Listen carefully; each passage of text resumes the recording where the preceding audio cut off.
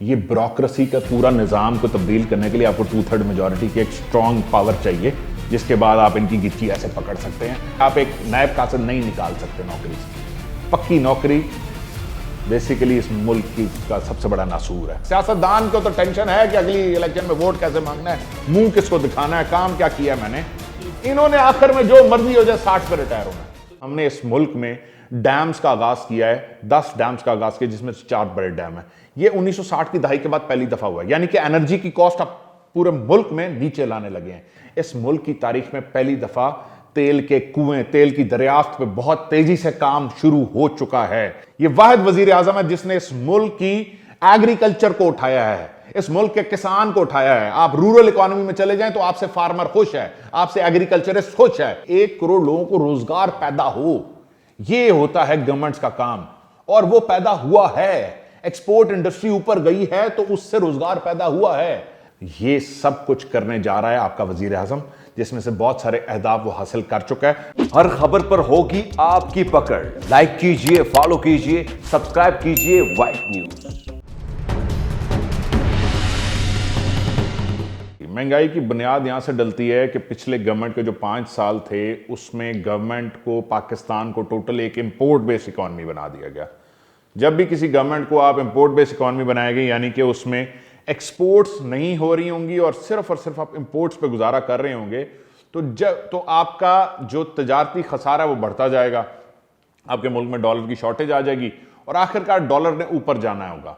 अच्छा, जब डॉलर ऊपर जाता है तो उसके बाद टोटल इंपोर्ट बेस्ड इकॉनमी हो, जैसे ही डॉलर ऊपर जाएगा हर चीज महंगी हो जाएगी। तेल से शुरू होगा काम, फिर आपने बिजली के मुआहदे सारे तेल पे किए हुए, हमने नहीं किए हुए। इन्होंने कैपेसिटी पेमेंट पे बिजली के मुआहदे किए हुए, बिजली इस्तेमाल करो या ना करो, पैसे देने हैं। वो किसको जा रहा है पैसा? वो गवर्नमेंट को, और गवर्नमेंट ने आगे किससे लेना? सारिफ से लेना है। अब उसकी वजह से सर्कुलर डेट भी बन रहा है। लेकिन जो लास्ट ईयर था मुस्लिम लीग नून की गवर्नमेंट का, यानी कि 2017 और 18 का जो आखिरी साल था इनका, उसमें इन्होंने इस मुल्क के साथ वो ज्यादती की जिस पे अगर कभी केस चला तो इनको सजाए मौत दे देनी चाहिए। यानी कि सिर्फ इसलिए कि आखिरी साल डॉलर ऊपर ना जाए और इनके दौर में आखिर में महंगाई ना हो जाए, क्योंकि हर चीज इंपोर्ट बेस्ड थी, इन्होंने 7 अरब डॉलर आपके जो स्टेट बैंक के रिजर्व का था वो मार्केट में फ्लोट कर दिया, डॉलर की जो उसको फ्लो को या सप्लाई डिमांड को मेंटेन रखने के लिए, ताकि डॉलर मसनूई तौर पे 107, 8, 10 पे मेंटेन किया जा सके। अब उसके बाद आगे इंटरिम गवर्नमेंट के दौरान, उससे पहले मिफ्ता इस्माइल का स्टेटमेंट आप ले लें, उस दौरान डॉलर 127-28 का हो गया। डॉलर्स हमारे रिजर्व में वो इतने नहीं थे, ना काफ़ी थे कि हम उसको बहुत अरसे तक सस्टेन कर सकें, और स्टेट बैंक जो था लूज कर रहा था मार्केट में। लिहाजा इन्होंने ये फैसला किया, और मैं एकदम समझता हूँ कि सही फैसला किया। हमारी गवर्नमेंट आई और डॉलर पे प्रेशर पड़ चुका था, तो जो हमारा करंट अकाउंट डेफिसिट था वो 20 अरब डॉलर पहुंच चुका। अब हर चीज इंपोर्ट बेस्ड है। अब यहां पे आपको इकोनॉमी का साइकिल स्विच करना था, एक्सपोर्ट बेस्ड आपने इंडस्ट्री को उठाना था, आपने अपने एग्रीकल्चर को उठाना था। अल्हम्दुलिल्लाह आज इस गवर्नमेंट ने एग्रीकल्चर को भी उठाया है, अपनी लार्ज स्केल इंडस्ट्री को भी उठाया है। अब अगर आप कहते हैं कि यार पेट्रोल की कीमत 127 रुपए या 128 रुपए क्यों है, मैं आपको कहता हूं ये वो पेट्रोल है जो 150 रुपए होना चाहिए था, लेकिन इस गवर्नमेंट का कमाल है कि 127 रुपए पर खड़ा है। वो कैसे? वो ऐसे कि पेट्रोलियम लेवी जो हमेशा से 28 रुपए 30 रुपए 28 रुपए 30 रुपए पर लीटर पे लेती थी हर गवर्नमेंट, इस वक्त वो पेट्रोलियम लेवी सिर्फ 6 रुपए है। अगर वो 6 रुपए की जगह वापस 30 रुपए कर दिया जाए या 28 रुपए कर दिया जाए तो पेट्रोल 152 रुपए 150 रुपए हो जाए। लेकिन ये गवर्नमेंट का कमाल है कि गवर्नमेंट ने वो पेट्रोलियम लेवी जो 28 रुपए थी उसको 6 रुपए रखा हुआ है। और पेट्रोल की आज इंटरनेशनल मार्केट में जो प्राइसेस हैं, बेस प्राइस ही 110 रुपए बनती है। बेस प्राइस मतलब कि अगर इंपोर्ट पे लगे पेट्रोल इंपोर्ट करें आप, उसके बाद उसमें से 1 रुपया मुनाफा ना कोई कंपनी कमाए, ना गवर्नमेंट कमाए, ना पेट्रोल पंप वाला कमाए, तो भी 110 रुपए से नीचे किसी को पड़ ही नहीं सकता। और पूरे खित्ते में तो एक कंपैरिजन आपने सारे ने देख लिया होगा कि पूरे खित्ते में सबसे सस्ता पेट्रोल पाकिस्तान में है। अच्छा, अब रही बात दीगर, मैं इस वक्त जो हमारी महंगाई की सूरत-हाल है, यानी कि अजनास में या फ्रूट में या सब्जियों में, तो इस वक्त सब्जी और फ्रूट साल के 10 से 11 महीने, पिछले साल भी और उसके बाद अभी भी बिल्कुल 50, 60, 70 रुपए पे केला रहता है, 80, 90 रुपए पे सेब रहता है जो बुनियादी फ्रूट है। उसके अलावा आलू, प्याज और टमाटर जो जो बेसिक सब्जियां हैं बिल्कुल अपनी प्राइस पे खड़ी हुई हैं और हमेशा खड़ी रहती हैं। सिर्फ एक महीना आता है जो हम अपने आप के साथ ज्यादती करते हैं, मिनहासल कौम हम बेईमान हो जाते हैं। हमारे रमज़ान के महीने के आसपास हम बढ़ाना शुरू करते हैं, हम यहाँ पे स्टॉक करते हैं, हम यहाँ पे ज़ख़ीरा अंदोज़ी करते हैं और इंशाअल्लाह ताला इस अगले साल वो भी हम बहुत बड़ा क्रैकडाउन करेंगे रमज़ान में। लेकिन बाकी पूरा साल हमें बहुत अच्छी रेट्स पे चीज़ें मिल रही होती हैं। अच्छा, अब बात करते हैं कुकिंग ऑयल की। कुकिंग ऑयल इस कौम के लिए महंगा हुआ है।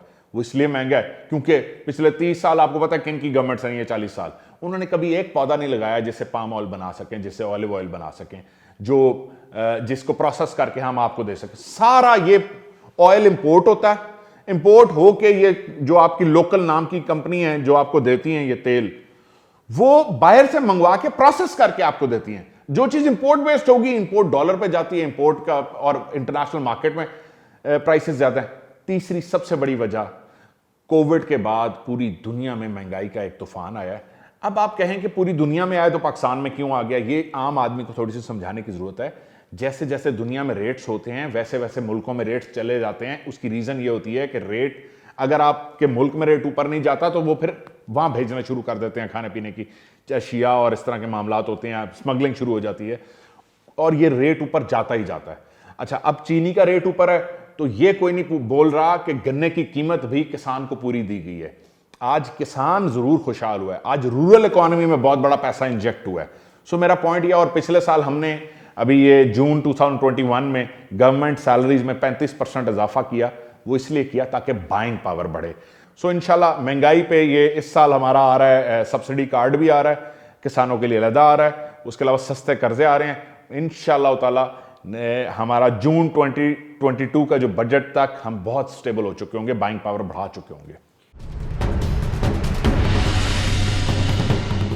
इमरान खान जिसका नोटिस लो, महंगी बिल्कुल नहीं होती। मैं आपकी इस बात को नहीं सही समझता। उसकी वजह यह है कि जो चीज़ महंगी होती है उसमें नोटिस लेके उसकी इंक्वायरी कराता है, रिवर्स इंक्वायरी होती है। महंगी तो हो चुकी होती है, वो पता लगाते हैं कि कौन कौन से इसमें चीज़ें इन्वॉल्व थी, क्या मार्केट मैनिपुलेशन हुई है, क्या ज़ख़ीरा अंदोज़ी हुई है। दूसरी आपने बात की डॉलर की प्राइस की। डॉलर की प्राइस क्यों बढ़ रही है? डॉलर की प्राइस इसलिए बढ़ रही है, जो कि मैं आपको आज बता देता हूं कि दिसंबर में कम हो जाएगी। जिसने भी डॉलर लिया वो दिसंबर से पहले पहले बेच दे। वो इसलिए क्योंकि एक्चुअली आपकी जो एक्सपोर्ट इंडस्ट्री है, खासतौर पे जिसमें जो टेक्सटाइल एक्सपोर्ट, इन्होंने बहुत बड़ी एक्सपेंशंस में गए हैं। ये बहुत बड़ी एक्सपेंशंस में गए हैं जिसकी वजह से इन्होंने बहुत ज़्यादा इस दफ़ा मशीनरी इंपोर्ट की है।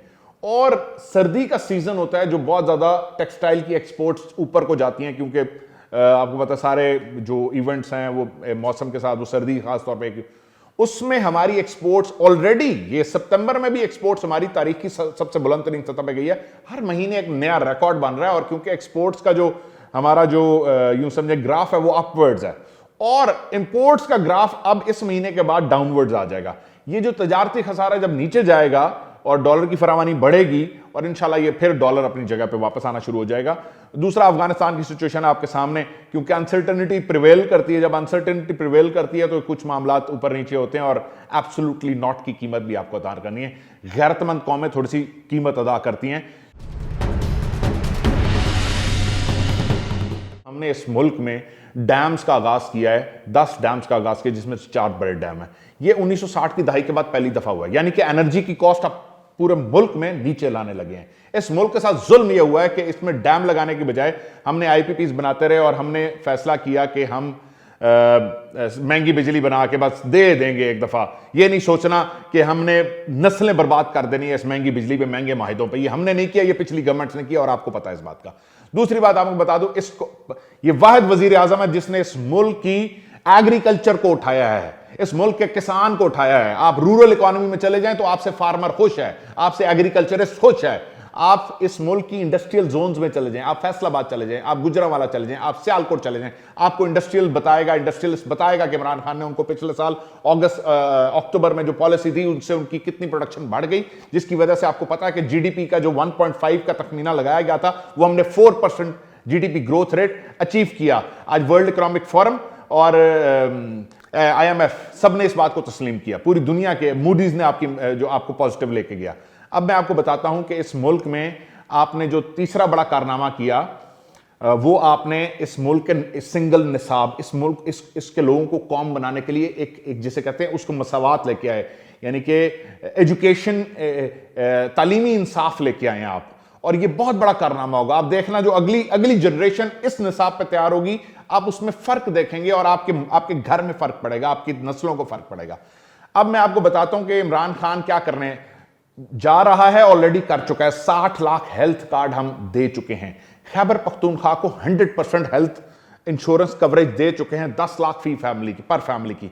पंजाब पूरे को, जिसमें से 2 डिवीजन को दे चुके हैं, साहिवाल और डीजी खान डिवीजन को, बाकी 7 डिवीजन हैं जिनको दिसंबर तक 7,20,000 का हेल्थ फैसिलिटी फ्री, यानी कि एनी प्राइवेट गवर्नमेंट कहीं भी आप चले जाएं, किसान को सब्सिडी कार्ड मिल रहा है। 2 करोड़ खानदानों को सब्सिडी कार्ड मिल रहा है राशन परचेज पे, यानी जो आपकी जनरल स्टोर्स होंगे, किसी भी जनरल स्टोर पे ये टारगेट, इसको कहते हैं टारगेट सब्सिडी, यानी कि ओपन सब्सिडी नहीं है कि सबके लिए बस कम कर दिया, चाहे अमीर है चाहे गरीब है। This is target subsidy. 2 crore खानदान, अगर इसको आप वैसे लगाए तो 8 से 9 करोड़ कम से कम ये इंसानों को बेनिफिट मिल रहा है इसका। अब ये वो चीज है जिसको टारगेट सब्सिडी करके आप ऊपर लाने की कोशिश कर रहे हैं। इस मुल्क की तारीख में पहली दफा तेल के कुएं, तेल की दरियाफ्त पे बहुत तेजी से काम शुरू हो चुका है बलूचिस्तान के उन अजला में, उन इलाकों में, इस मुल्क में, ताकि जो आपका ये खाने पकाने का तेल है, ये इसका जो जिसको पाम ऑयल को प्रोसेस करते हैं, उसके लिए आपने ऑलिव ट्रीज लगाने की मुहिम शुरू की है। 30 लाख ऑलिव ट्रीज आप लगा चुके हैं। आपने बलूचिस्तान के 12 जिला शॉर्टलिस्ट किए, आपने पोठवार का खित्ता शॉर्टलिस्ट किया, आपने ये 2 करोड़ का टारगेट है आपकी। वो इंपोर्ट, नेट इंपोर्टर हैं आप फूड के। आप अपने आप को एग्रीकल्चर मुल्क कहते थे, आज आपको पता लगा कि आप नेट इंपोर्टर हैं। नेट इंपोर्टर मींस कि शायद इंपोर्ट तो आप 12-13 अरब की करते होंगे और 3-4 की एक्सपोर्ट करते होंगे, तो नेट इंपोर्ट आपकी $8 अरब की है। सो ये सब कुछ करने जा रहा है आपका वजीर आजम, जिसमें से बहुत सारे अहदाफ वो हासिल कर चुका है। मैं आपको कुछ और मिसालें देता हूं। आपकी कॉस्ट ऑफ कंस्ट्रक्शन नीचे ला चुका है वो इस मुल्क की। हालांकि आप बताएं कितनी महंगाई होगी, सरिया 1 लाख कितने का हो गया है, 60,000 का टन हो गया है, लेकिन उसके बावजूद आज जो NHA सड़क बना रही है, मुराद सईद को सुना है आपने, आज जो NHA सड़क बना रही है वो 17 करोड़ रुपए फी किलोमीटर है, 4 लेन, जो कि पिछली गवर्नमेंट 37 करोड़ फी किलोमीटर बनाती रही है। यानी आज से कई साल पहले 37 करोड़ रुपए फी। ये है वो कंट्रीब्यूशन जो इमरान खान आपके खजाने में आपके पैसे का मुहाफ़िज़ और तहफ़्फ़ुज़ करता फिर, और उसके साथ साथ आपको एक खुददार मुल्क बना रहा है। आपको बता रहा है कि आप किसी के रेंटल आर्मी नहीं है, आप किसी के रेंट पे किराए के फौजी नहीं है, आप किसी की किराए की जंगें नहीं लड़ सकते, आप एक खुद मुख्तार मुल्क हैं। मैंने तो अपनी जिंदगी में कोई गैरतमंद लीडर नहीं देखा जिसने अमेरिका को खुलेआम कहा हो कि नहीं, उसने इजराइल को कहा हो कि मैं नहीं तस्लीम करता। यही इल्जाम था ना मौलाना फजल रहमान का कि ये यहूदी लॉबी और फलानी लॉबी है, तो उसने कैटेगोरिकली यहूदियों को और क्या चाहिए था, एक्सेप्ट करानी थी ना अपनी नेशन, इजराइल को एक्सेप्ट कराना था, वो भी नहीं किया। सो इस कौम, इंशाल्लाह ये कौम इमरान खान की कदर करेगी। ये कौम गैरत और इस्लाम और खुद मुख्तारी के नाम पे बना था और इंशाल्लाह ये कायम रहेगा। इसमें बहुत बड़ी तादाद में खुद मुख्तारी की सोच रखने वाले लोग रहते हैं जो इमरान खान का साथ देंगे आखिर तक इंशाल्लाह।